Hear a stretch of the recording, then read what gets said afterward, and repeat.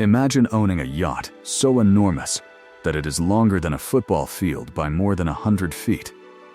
Now imagine another one with a swimming pool so large it holds 180 cubic meters of water. And then consider the strangest part. These vessels are not designed to carry thousands of passengers. They are private worlds, built for a handful of people. Welcome to the extreme end of luxury, where hundreds of millions of dollars can buy something that is not simply a yacht, but a floating expression of power, privacy, engineering, and ambition. And when you look closely at the world's most expensive superyachts, one thing becomes clear. The price tag is only the beginning. The first name on the list is Azzam. At 180, 65 meters, almost 593 feet, Azzam remains the world's longest private yacht.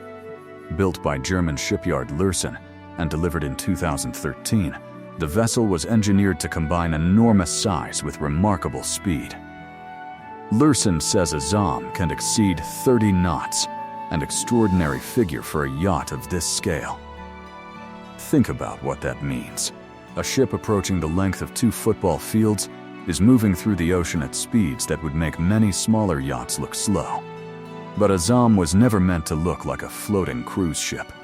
Its exterior, designed by Nauta Design, is deliberately sleek and understated. Inside, French designer Christophe Léonie created an interior inspired by the empire style of the early 19th century. And that contrast is part of the appeal. From a distance, Azzam looks almost restrained. Up close, it becomes something completely different. Because this is what the billionaire yacht world does better than almost anything else, it hides extraordinary complexity behind elegant simplicity. But if Azzam represents speed and length, the next yacht represents something else entirely. Volume. Meet Dilbar. At 156 meters, Dilbar is shorter than Azzam. Yet Lürssen identifies it as the world's largest motor yacht by gross tonnage. At an enormous 15,917 tons. Delivered in 2016, it was one of the most technically challenging yachts the shipyard had ever built. And then comes the feature that sounds almost unbelievable. A 25-meter swimming pool. Not a decorative pool tucked onto a small deck.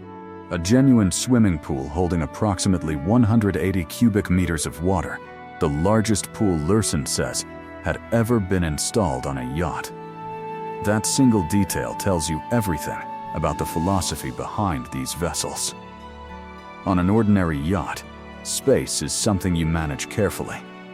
On Dilbar, space is something you can afford to waste. The yacht's interior was created by winch design, using rare and highly exclusive materials, while its exterior combines a light ivory hull with bronze accents.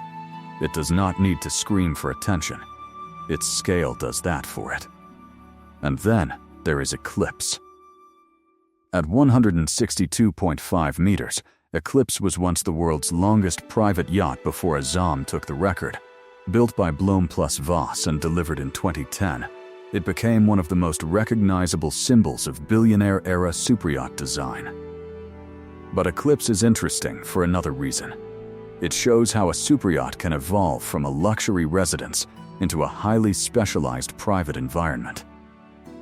Publicly reported specifications include multiple helicopter landing areas, a swimming pool, and a mini submarine. And that is where the billionaire yacht concept starts becoming difficult to compare with anything ordinary. A luxury hotel gives you a room. A private jet gives you transportation. A mansion gives you privacy. But a yacht like Eclipse attempts to combine all three and then place the entire experience on the ocean. You can wake up hundreds of miles from the nearest major city. No traffic. No hotel lobby. No neighbors. Just water in every direction.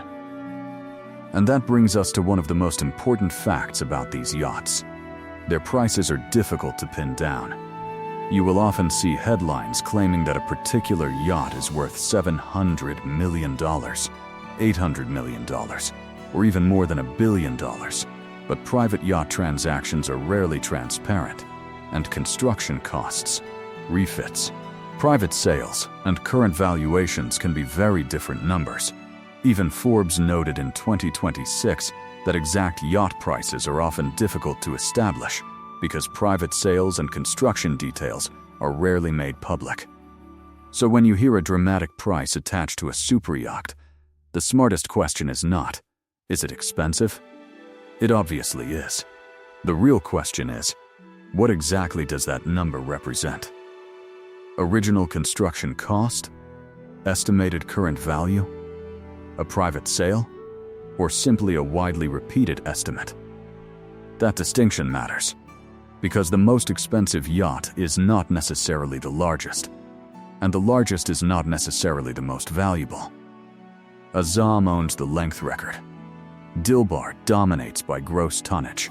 Eclipse became famous for its combination of size and onboard capabilities, and newer yachts are pushing the concept in completely different directions. Take Koru. Built by Oceanco and delivered in 2023, the 127-meter vessel is one of the world's largest sailing yachts. Its three-mast design creates a completely different experience from the giant motor yachts built by Lürsen and Blohm plus Voss. Instead of relying entirely on enormous engines, Koru represents another billionaire obsession: scale without sacrificing the romance of sailing. And that tells us something important. The superyacht industry is not simply competing to build bigger boats. It is competing to create experiences that cannot easily be purchased anywhere else. One yacht might prioritize speed, another might prioritize interior volume, another might focus on sailing, another might be designed around exploration, entertainment, wellness, or absolute privacy.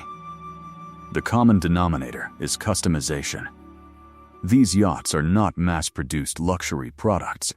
They are enormous one-off projects involving naval architects, designers, engineers, shipyards, interior specialists, and years of planning. Lürsen alone says 13 of the 20 largest yachts built in the past 2 decades came from its shipyard. That concentration tells you how difficult these projects really are. Building a 500-foot yacht is not simply a matter of making everything bigger. Every additional meter creates new engineering challenges.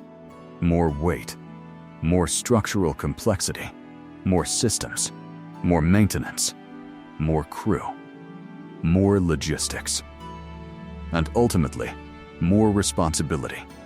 That is why these yachts feel less like boats and more like private buildings that happen to move.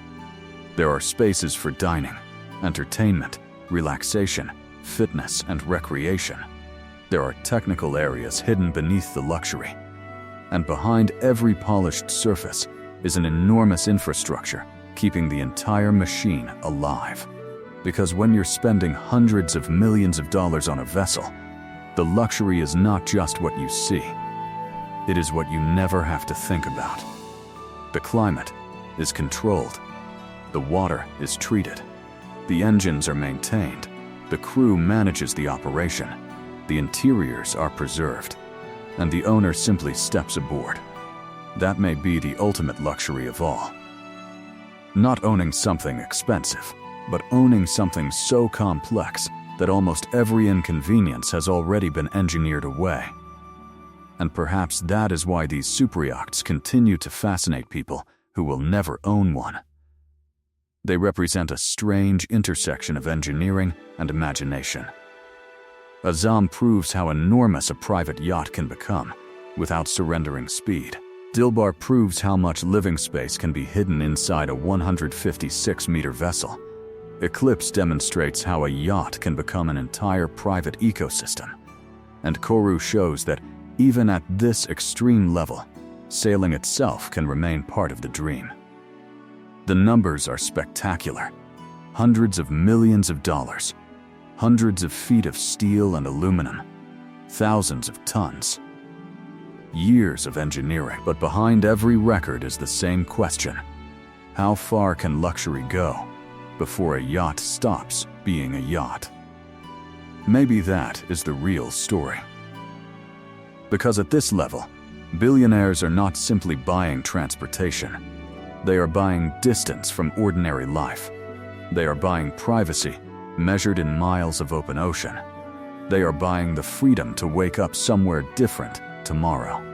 And they are commissioning machines so extraordinary that even after the final bill is paid, the engineering remains the most impressive part of the purchase. These are not just the world's most expensive superyachts. They are some of the most ambitious private machines ever put to sea.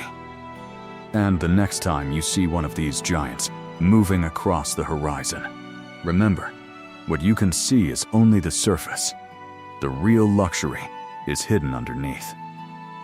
If you enjoyed this journey into the world of extreme wealth and engineering, subscribe to Billionaire Files, because the next fortune we uncover may be even harder to believe.